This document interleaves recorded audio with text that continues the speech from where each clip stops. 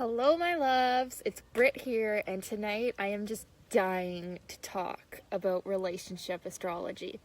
And I've been focusing more in my business right now on doing healings and coaching, but astrology will always have a special place in my heart because there is so much value that can be gained from studying astrology. And especially my absolute favorite part. Hi, Zach. Say hi when you pop on, my loves. My absolute favorite part. Hi, Lindsay. Say hi when you pop on. My absolute favorite part of astrology and probably of life is the relationship aspect of it. So in this video, I just want to talk a little bit about, Zach says, thank God you came on here. Yes. Thank God, I'm here. I'm here, my loves. I'm here to save the day. Just kidding. Hi, Dana. Hi, James. Hi, Jordan. Hi, Lindsay. Anyway, so relationship astrology. And this goes a lot deeper than, is a Taurus compatible with a Leo? Okay, hi, George. That's bullshit, okay? Like, if you're basing your relationship compatibility off some simple-ass stupid shit like, does a Taurus get along with a Leo? Close the book right now. That's not what relationship astrology is, okay? And I'm going to teach you in this video, which might be kind of long of just me talking and explaining things, but of what relationship astrology actually is, okay? And the gifts and value that can be gained from it, okay? So there's a few different things that you can do when you are studying relationship astrology, okay? And one is called the synastry chart or synastry chart, okay? And this is when you take both persons' birth charts, okay? And if you don't know what a birth chart is, it's when you have your birth date, time, place of birth, and it actually makes this whole chart, and you actually have a different sign for every planet, and each of these planets fall in different houses. And it's actually a very complex thing. And so with the synastry chart, you take one person's birth chart and you overlay it on top of the other person's chart. And you see how their planets are aspecting their chart. And you can study this for days. Like, there is a lot of information. And you can find out, like, down to every last little, like, awkward feeling you have with someone, or every, like, attraction, or every confusing relationship. Hi, Mom. Hi, Zach. Zach says, having a rough day myself. Hopefully just hearing what you have planned to talk about today will help calm me down. Yeah, well, astrology will always do that for me. It helps me order things in my mind. Hi, Brienne. Hi, Dawn. Hello, my love. So, okay. Synastry, Alberto. Yeah, some people say synastry, some people say synastry. I know synastry is the right way to say it. But anyways, yeah, so what synastry actually is overlaying the two persons' birth charts on top of each other. And you can do this either way. And seeing how the people affect each other. And I'll just go into, like, each planet being aspected and what this kind of does. And like, just a short overview, because this isn't going to make a whole lot of sense to non-astrology people. Astrology people will get it.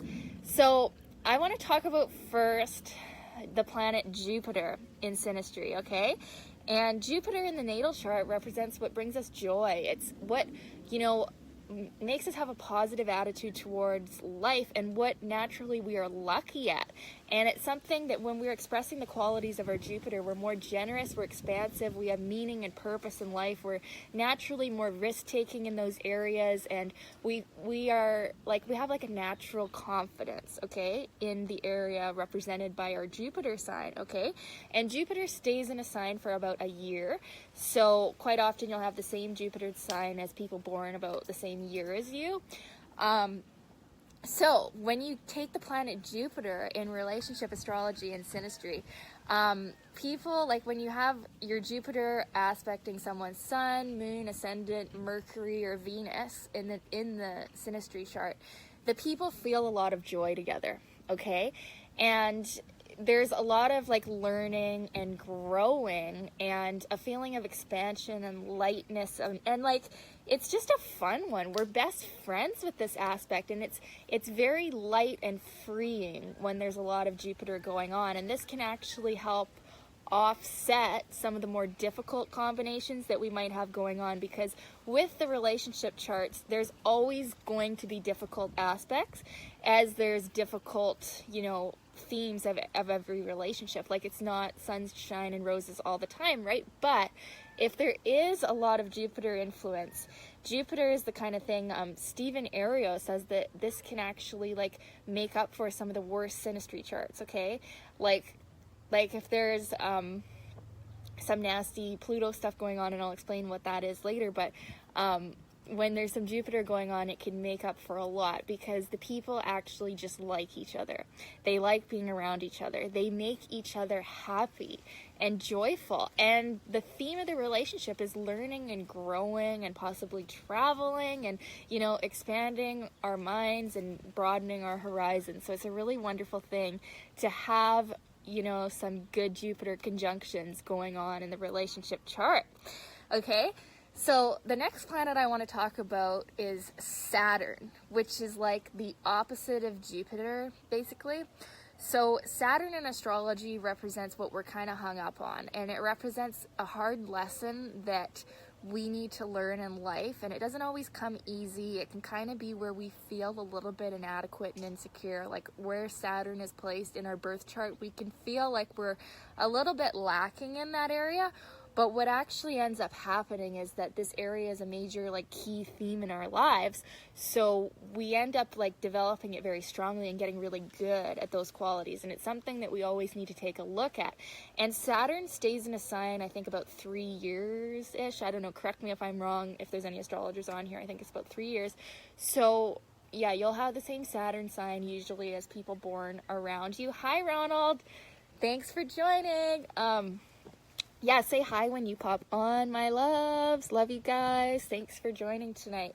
So when we get Saturn in the relationship chart, the synastry chart, there is a feeling of heaviness and a feeling of there is a lesson to be learned here. And usually the Saturn person feels very strongly that the planet person, the person's planet that's aspecting their Saturn, is someone who is meant to play an important role in their life. Okay. Hi, Cindy. Thanks for joining. So with the Saturn context, there can sometimes be a little bit of fear, because maybe we don't want to learn those particular lessons that we came to learn in this lifetime, but our soul does. But sometimes our human self, there could be a little bit of fear. Or maybe like if we're talking a Saturn Sun contact, where someone's sun is aspecting our Saturn, the sun is their light. It's how they shine in the world.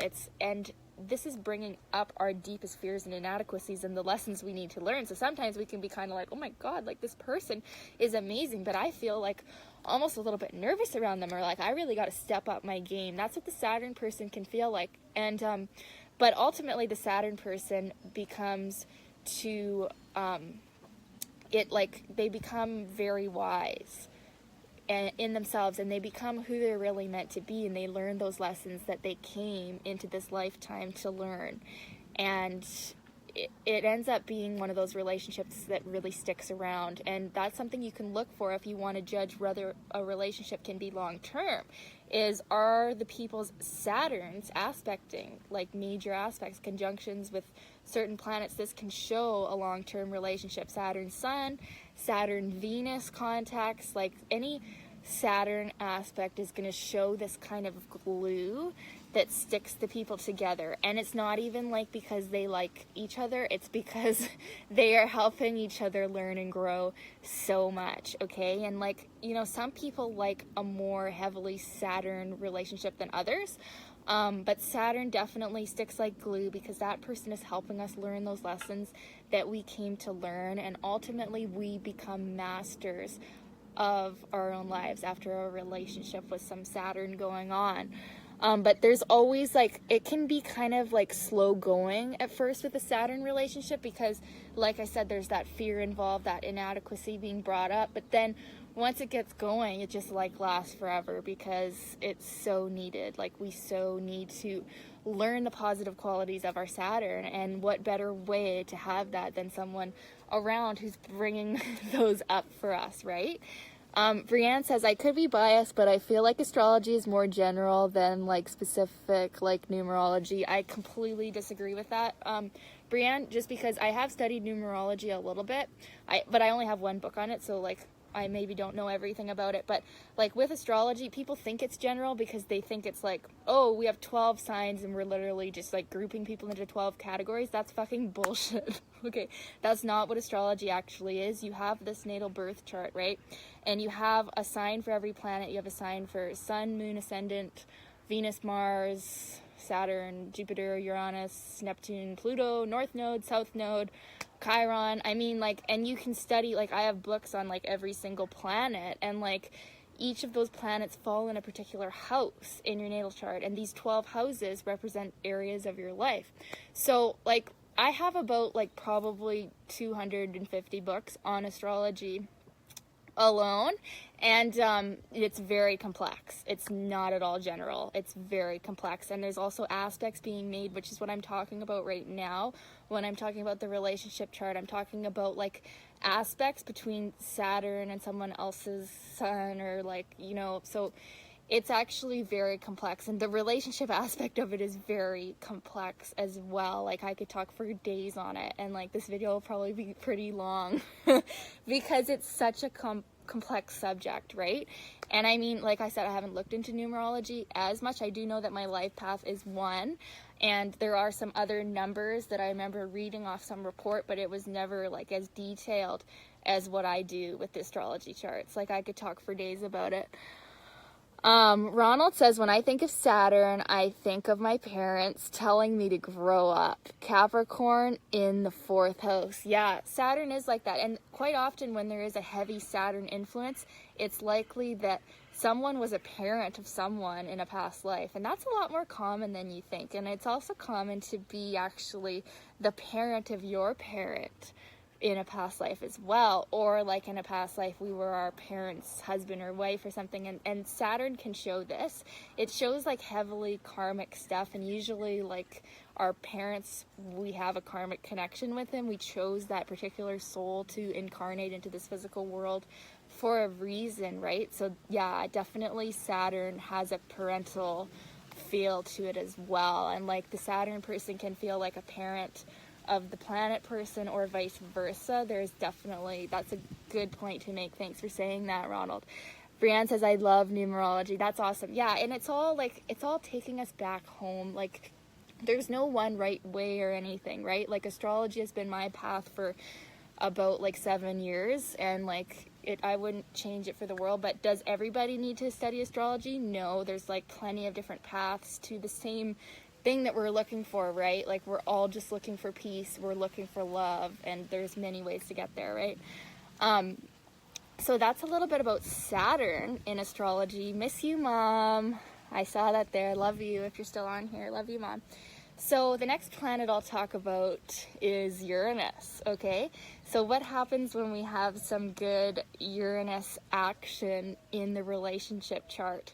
So this is going to be characterized by these relationships that feel electric. You know, like when we first meet each other, we got all these butterflies, and it just feels so exhilarating and fun and awesome.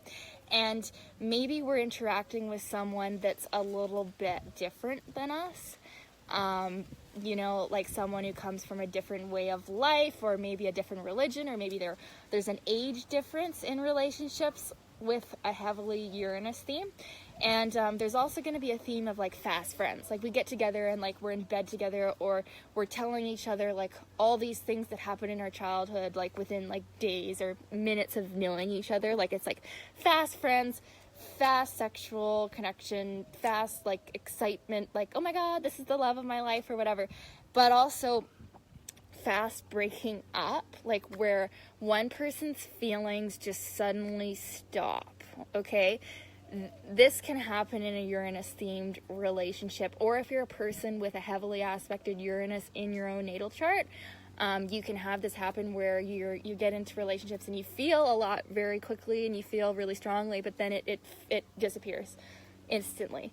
And it's really funny and funky and weird. And so Uranus relationships are best when they're not like put a label on them really sometimes. But, you know, some people can't live without the excitement that a Uranus relationship contains. You know, people with a lot of fire or a heavy Uranus in their own natal chart are going to live for that kind of excitement. And also in Uranus relationships, we can have this theme where someone like goes away a lot, like maybe like they actually live apart sometimes, or they travel separately, or there's like this freedom closeness dilemma when we have a Uranus relationship where one person wants space, hi Jerry, and another person wants to be close, and this kind of changes. But this can really work well if both people know that they need their own freedom in that relationship and one person's not trying to like hem them in, right? Alberto says, Saturn, sometimes I'm afraid about it. Don't be afraid about it. You have to do it, okay? You have to do it in this lifetime. So if you meet someone who's heavily aspecting your Saturn, just roll with it. Just, like, accept it. Thank them. Be like, thank you for teaching me my hard Saturn lessons. Okay? And Brianne says, I feel like I've had a few Uranus relationships for sure, romantically, mostly. Yeah, and it's totally common. Probably everybody has had every relationship. And quite often you can have every planet like being aspected in the synastry chart. So you'll actually have all of what I'm talking about going on at the same time. Not all the time, but quite often we can have that. And so we can have a few like difficult Uranus aspects, because there's different aspects too. There's aspects that are more harmonious and there's aspects that are a little bit less harmonious, and you can have like some hard Uranus going on with some like good Saturn. So the people feel like, oh, I'm learning a lesson, I need to be here, but physically they cannot be together because there's so much Uranus going on that they're driving each other crazy with all this closeness. So it's amazing. Each relationship is totally different. It's a totally different story. You never have the same relationship twice, right? Like, because everybody's totally different, and like, but you'll have certain similar themes. Like you'll be like, oh, well, my relationship with my first boyfriend was quite similar to this relationship that I had with my last boyfriend, like in this way that he made me feel like in this way. And you probably are experiencing some of the same aspects, right? George says, I'm Aquarius. Awesome. Good to know. Alberto, haha, yes, I know. I'm a Capricorn. It's my planet. Yeah, so you better do it, okay? George says, am I doomed for singleness? Very independent and I'm free-spirited. No, but you would do well with a person that will allow you your freedom, like probably a Uranus relationship, like what I'm talking about right now. So you're the kind of person that would enjoy that, for sure. So yeah, what's the next planet? So next I want to talk about Neptune in the synastry chart and what happens when we have a lot of Neptune aspects going on, okay, you guys? Neptune is the planet that rules Pisces, and it represents illusions, deceptions, sometimes dishonesty, and sometimes also like our beautiful romantic dreams and music and escapism and unconditional love. So when we have a lot of Neptune going on, we really feel like we have just hit the jackpot on our romantic dreams. Like this person, like, so magical and wonderful, but also kind of elusive. Like, is this even real life? Like, what's going on? And people that are heavily Pisces get drawn into this. I don't know if I'm here still. Hey guys, am I here? Can you still see me and hear me? Hi, Brianne. Brianne says, I'm a Virgo. Nice. Right on. So anyway, so they say, yeah, so Neptune relationships feel super romantic. Like we have just stumbled upon something good. And sometimes they can turn out to be really, really good, but sometimes they can, you know, go sour because something is not as it seems, okay? Maybe there's some deception going on. Maybe someone's lying a little bit or not being totally truthful. Or, you know, there's this quality of like, I don't really know who you are. I only know what I think you are. but I don't really know who you actually are. And so quite often people can get married or get into a relationship that's heavily Neptunian, and then once they're in it for a few years, they're like, wait a second, you're not who I thought you were. You're like a real normal person. You're not like this beautiful, perfect illusion that I invented for you. Like, what the fuck? Like, can I have my money back? Like, right? So, that can happen with Neptune relationships, but it can be an extremely beautiful thing with a lot of unconditional. We want to give to them. We want to support them and love them for who they really are, like as a soul. Ronald says, Libra rising with Uranus in the first house, love my freedom, but also love the thought of relationship. Yeah, I can see how you definitely have both there. Libra energy with Uranus strong is always like that. Like, you want that peaceful, beautiful relationship, but you get some of the fun, funky Uranus stuff too. So that's cool. Jerry says, I just love you. Love you too, Jerry. Thanks for joining.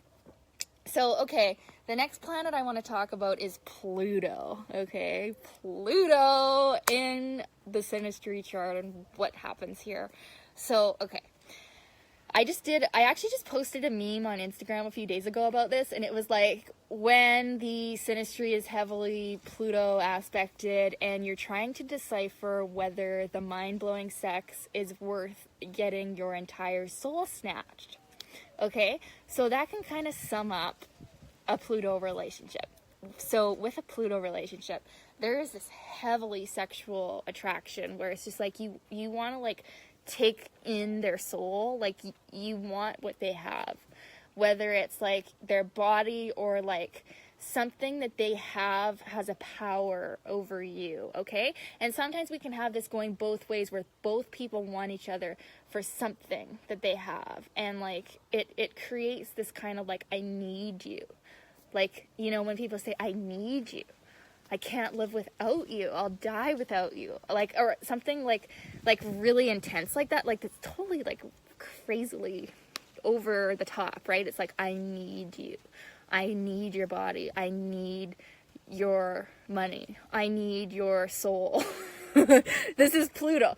It's like, my soul will love yours forever until the end of time, okay? And also what can happen with Pluto relationships is like, you literally, like, once you're in it, you just can't get out. It's like this magnetic force where maybe you both don't even want to be there anymore, but you just can't live without them. It's like, you're like, what's that saying? Like, I can't live with you, but I can't live without you, type of thing. Hi, Valerie. Thanks for joining. Brianne says, oh my God, yes, lol. Yeah, so you probably had a Pluto relationship too.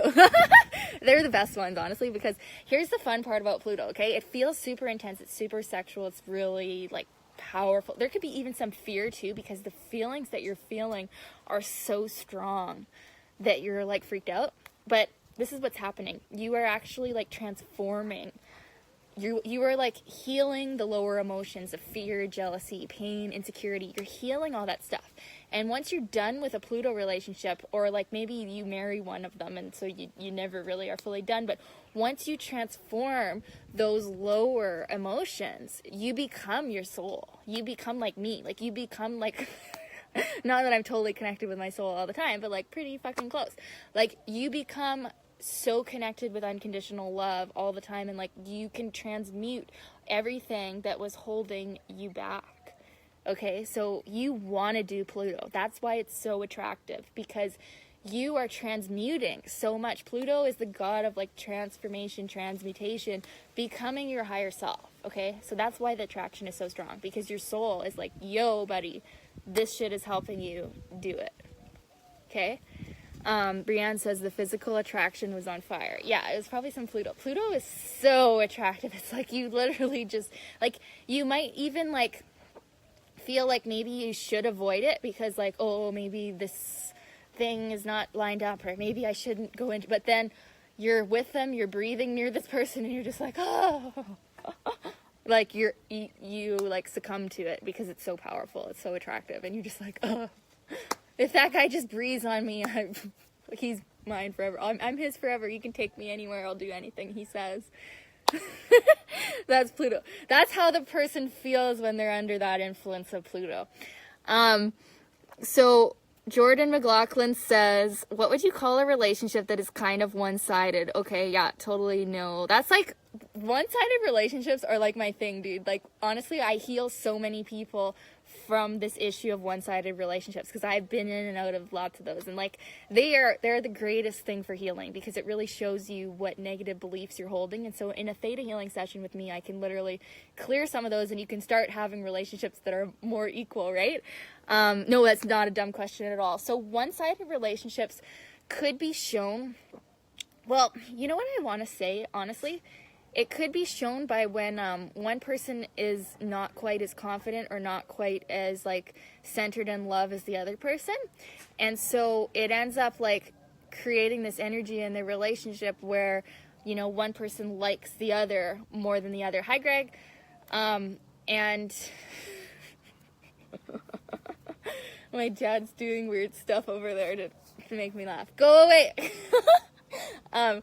So one-sided relationships, yeah, I think sometimes it can happen as a lesson for the person who has all the feelings that they need to heal something in themselves. Probably like, I'm not good enough, or I'm not worthy of love. Like, this is what I had to deal with when I was like totally head over heels in love with a guy who didn't like me back. And it led me to heal all these beliefs within myself that were blocking me from having a real relationship. So bless those relationships. But also, yeah, I feel like it can happen when one person has more confidence or like is more centered in love than the other, and then like that other person's negative energy can kind of like turn them off, but not always. Another thing that can happen with one-sided relationships is like what I'm talking about right now, like with these aspects, you have like one person acting out the aspect. Like you could have a Pluto thing going on where there's this huge physical attraction, but one person's afraid of it, so they check out. Emotionally, they check out because it's just too much, right? And so the other person ends up acting out all this craziness, and I've had that happen too. So anyways, does that kind of make sense? I know it's a little bit complicated, but it's usually like a sign when you have one-sided relationships is like, heal yourself. Well, it's always a sign of that. It's always a sign of heal yourself. So anyways, that's a little bit about some of the aspects with outer planets in the relationship chart and how they can manifest in your relationships. So Jordan says, yeah, makes sense to me. Good. Another thing I want to talk about just quickly while I'm here is the North and South Node in relationships, because this shows relationships that are karmic in nature, like a type of soulmate connection. So the North Node in astrology represents where we are going, our soul's path for us, and the type of energies that we're needing to embrace to become who we really are meant to be as a soul. So when someone's planet is hitting our North Node, they are helping us become that. And the North Node is always opposite the South Node in astrology, and the South Node represents a place where we've been, maybe in past lives if you believe in that, or somewhere where we're very comfortable and well-versed. But if we stay there too long, it becomes stagnant. So when someone's planet is aspecting or conjunct our South Node, we feel like we've known them in a past life. And it feels very comfortable and easy, and it's like we just naturally get each other, and that can be good. Sometimes we can feel like that person kind of holds us back, but not always. Sometimes they can actually help push us into our North Node too by helping us be more comfortable with that deep inner part of ourselves that's represented by the South Node. So if you want to know about karmic relationships, if you want to know if someone is a soulmate, look at the nodes in the chart, but also look at all the other planets that I just talked about too. Karmic shit is usually like Saturn, nodes, Pluto, Uranus, yeah, all the stuff I just talked about really, but especially the North and South nodes show the karmic stuff. Okay, you guys? Brianne says, OMG, was just reading about North-South node. Oh my god, yeah, girl, what are yours? Let me know what they are. I have North Node in Scorpio.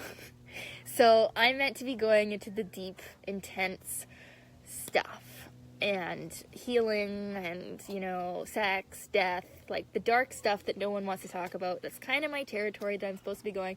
But my South Node in Taurus is like, dude, just chill out. Why don't you just go to the mall and shop and be pretty and cute and don't talk about any of that dark stuff? That's the natural, comfortable way, but I can see how I'm kind of balancing both right now. What about twin sisters? Is it likely twins knew each other in a past life? I would think so, yeah. And like what happens with twins in astrology is like one twin will play out one certain aspect of the chart and the other twin will play out a different aspect of the chart, and that's why twins can seem so different. It's just because they're taking on like different, you know, aspects in the chart, which is the same for like if two people like don't know each other at all but they're born at the exact same time on different ends of the world, they're not going to grow up and be exactly the same person, but they're utilizing different aspects of their chart. You know what I mean? So Greg says Venus and Scorpio here, so I know about dreaming the ideal. Yeah, totally. You probably attract a lot of plutonic relationships, Greg. Greg says, do you see the vertex and progressions playing an important aspect in relationships?